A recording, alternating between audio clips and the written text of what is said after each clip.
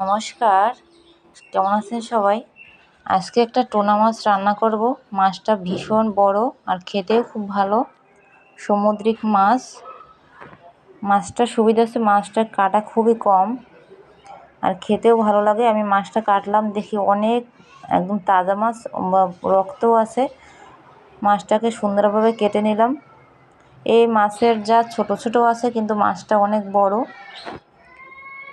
কাটার পরে আমি সুন্দর করে ধুয়ে নিলাম। দেখুন মাছটা কি সুন্দর, মাছটা বড় আর কালারগুলো আসছে সুন্দর। মাছটাকে আজকে আমি ভুনা খাবো, ভুনা রান্না করব।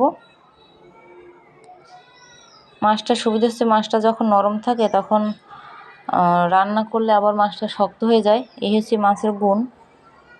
মাছটা আমার ভুনা ভুনা হয়ে গেছে, হালকা, বেশি কিছু না দিয়ে ভালোই হয়েছে। ভিতরে কিছু দিনে শুধুই মাছটা দেখতে ভীষণ ভালো দেখাচ্ছে আর খেতেও খুব ভালো হয়েছে।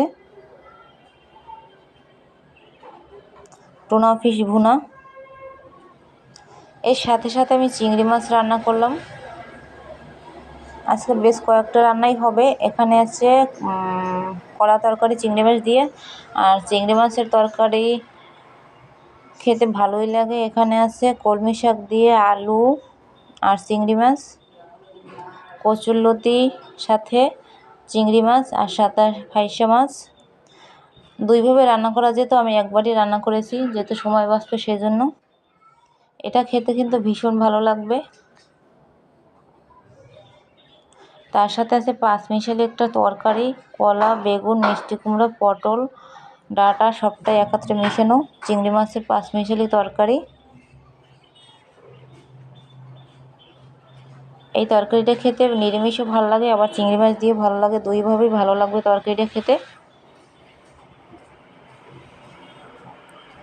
অনেকে কচুরলতি দিয়ে চিংড়ি মাছের তরকারি দিয়ে ভাত খাওয়া যায়, এটা খেতে এত ভালো লাগে। তো আমার সবগুলো রান্না হয়ে গেছে, আর তার সাথে আমি আবার অন্য একটা রান্না দেখাবো। সবটা রান্না হয়ে গেলে আমি খেতে বসবো।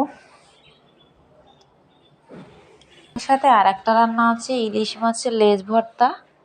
অনেক কাটা, কাটা হলে খেতে ভালোই লাগে।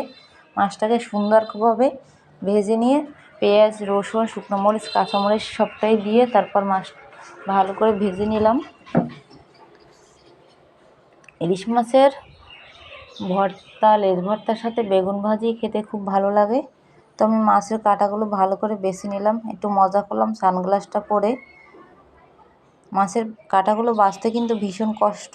তো আমার ভর্তা প্রায় হয়ে গেছে। গরম ভাতের সাথে ভর্তাটা খেয়ে দেখি সত্যিই খুব ভালো ছিল খেতে।